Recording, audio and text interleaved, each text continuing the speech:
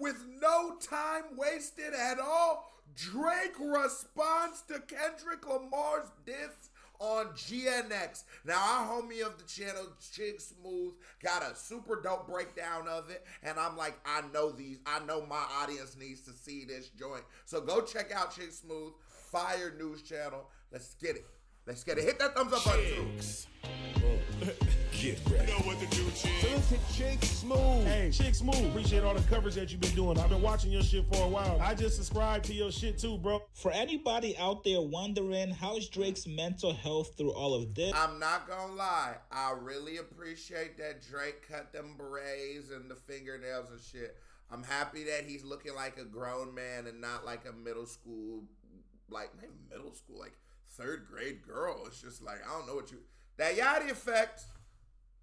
Too, bro. For anybody out there wondering, how's Drake's mental health through all of this? How's he feeling with Kendrick Lamar dropping this GNX album to basically cap off this amazing year he's been having? According to Drake, he's in good spirits. Now tonight, Drake is currently streaming with XQC. Everybody relax. This was already scheduled before Kendrick dropped his surprise album. It wasn't something that Drake planned to do after he found out about the album, but it is very interesting. I do think that that's true. You know, Steak essentially partners or sponsored by both XQC, super huge streamer, and Drake, both of them. You know, they're like a gambling platform, so that was meant to happen. Drake came in and all black, and Chick's gonna show you some of that. Like all black, now I'm talking about, really gave you a vibe of like this nigga's going to a funeral. And I will say one thing, as a nigga I'm the youngest in my family, right? So I'm that nigga who used to get my ass whooped and come back to my, you know the vibes, you know what I'm saying? And you just keep coming back and keep coming back. That's what Drake is on right now, and I appreciate it. That this is the first media stop that Drake decides to do. He's already told you Negroes that he's done doing interviews with hip-hop outlets. So do not expect to see Drake on any urban platform. And I know niggas gonna try to throw that against Drake, but we aren't biased here. I'm not mad at Drake not doing, what hip-hop platform should he do? What, Vlad? No Jumper? Who should he do? What is the platform that Drake just needs to go on? I think that's more of a representation of the slacking off that hip-hop media has done for the last like 10 years, that there's nobody we even give a fuck. There's not an Angie Martinez. There's not a Charlemagne. There's not a Flex. And while all these people still exist, you know what I mean? There's not one of those in their prime trailblazing their way. There's not a Hot 90.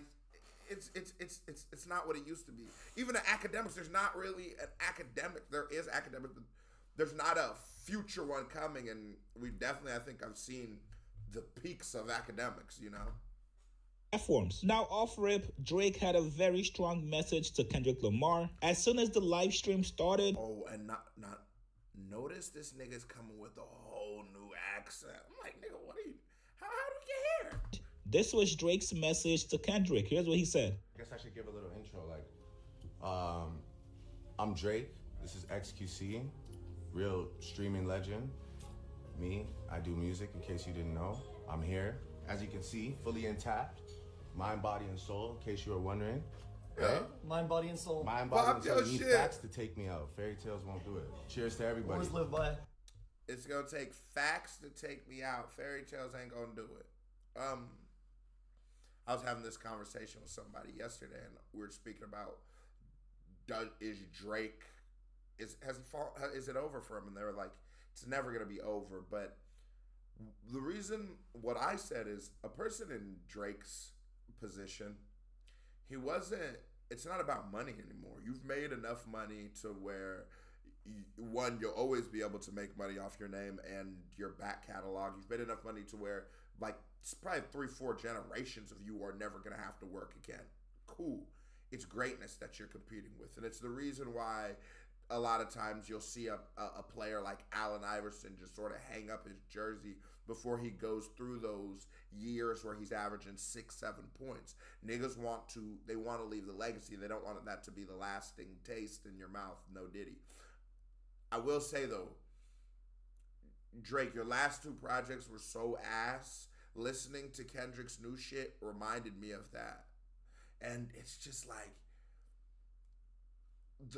this whole summer, Drake gave us like 300 songs, and yet not one of them resonated. The one with Lotto sounded whack. What else? The one with Lotto was ass. A lot of them were just here and though. Matter of fact, he gave us a project of like 10,000 songs, and not one of them shits hit. None of them landed. I really genuinely do feel like, not that it's done for Drake, because Drake's worst might still be better than 95% of rappers' best. But that Views for the Six, Scorpion, #1 Drake era, it's over.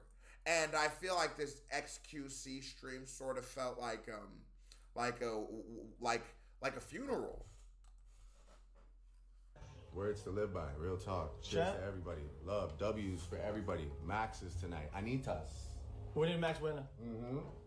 Now listen, I know you go, guys want to shit on Drake. You guys want to clown him and say, yo, why is he even reacting this way to the beef? If you're not going to put out a record, do not say anything about it. But I have to applaud his fighting spirits. 99% of rappers would have folded if any of them got into a beef with Kendrick, and pretty much the whole industry. The whole industry turned on you. So there's a part in the stream where Buddy starts playing songs. I don't know if Chigs shows that, but where Buddy starts playing songs.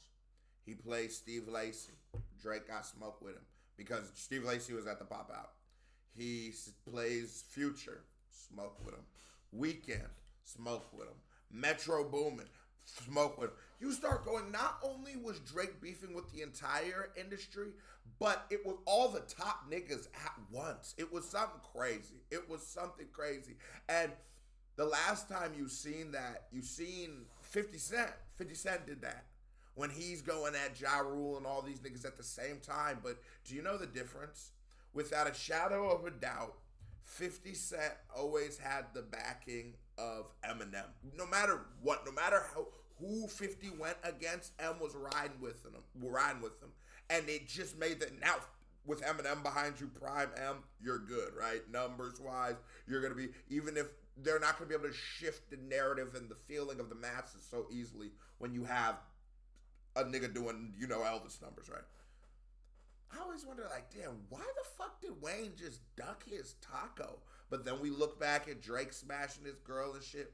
Sometimes if you watch, like, gangster movies like Casino, at the end they got to smoke on that nigga Joe Pesci, and it's like, because he had just made so many of the wrong decisions. I wonder if that's what happened to Drake.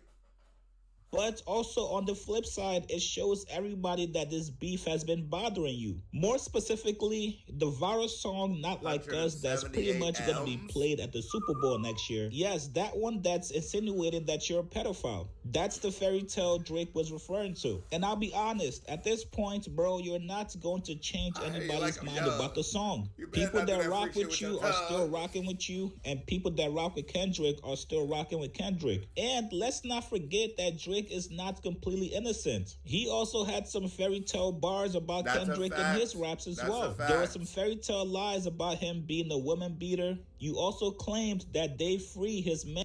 Well, actually, that's not a fairy tale. Kendrick talks about that in his own music. I think the context in which Drake tried to use it was lies, but in battling, I wouldn't say that that's as fictitious. But then at the same time, then you could say the same thing about Not Like Us. It's like, you see, there's been enough of the footage of Drake where a nigga could make that case. It's crazy to me to see this. It is crazy for me to see this. And I can't wait to see Kendrick's first week numbers. Also, anybody in the chat, can somebody, even Chiz, if you seeing this, nigga, somebody give me Corday's first week numbers. That nigga, they done buried his shit. I'm talking about they buried it with Joe Pesci out in Vegas. fans fathered one of his kids. And that is just the tip of the iceberg. But you don't see Kendrick Lamar going around media telling everybody, yo, he lied on me. He just moved on and put out music that people are rocking with. He wasn't going around doing interviews trying to tell people, yo, I'm not a woman beater, and nothing Drake said about me was true. This is why fans have been telling you, bro, just go away. Go on vacation for the whole year, man. Any music you put out right now is just making things worse for you. The way you can win fans back and finally move on from this Kendrick L is to put out good music. Oh, and by the way, you guys, on that same stream tonight, Drake announced an Australian tour. And guess what date he chose to kick off the tour? February 9th, 2025. So how are we looking at it? You know, perception is a motherfucker. There's one school of thought makes me go, okay, this nigga Drake is like, damn, fuck, he's saying fuck Kendrick, he riding on him. Then another one is like, damn, this nigga Kendrick pushed your ass out the country? Australian nigga, god damn. But it's like, of course you're not doing a show in America on the Super Bowl. That's just, you're out your goddamn mind. So Australia was his best chance. I mean, shit, get your money. You guys know what else is happening on February 9th, 2025? Yeah, Kendrick Lamar's Super Bowl performance. I want to set this off by I wanted to announce this before we even get into gambling. Good. Because I'm excited.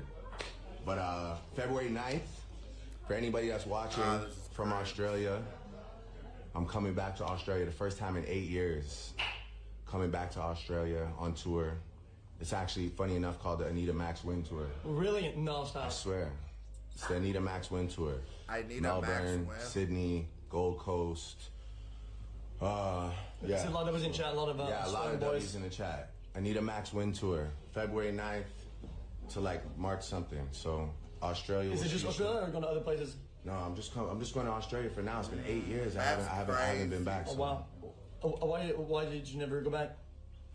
I don't know. That makes me sound crazy. Like I love it there. It's just fire. Because I was getting booked in America. You guys get in the comments below. Because I was getting booked in America. That was a vibe. Check up another. Oh, nope. Music video by me right there. Bow. Hit that thumbs up button. Get a real nigga in the algorithm. Salutes. I'm out of here.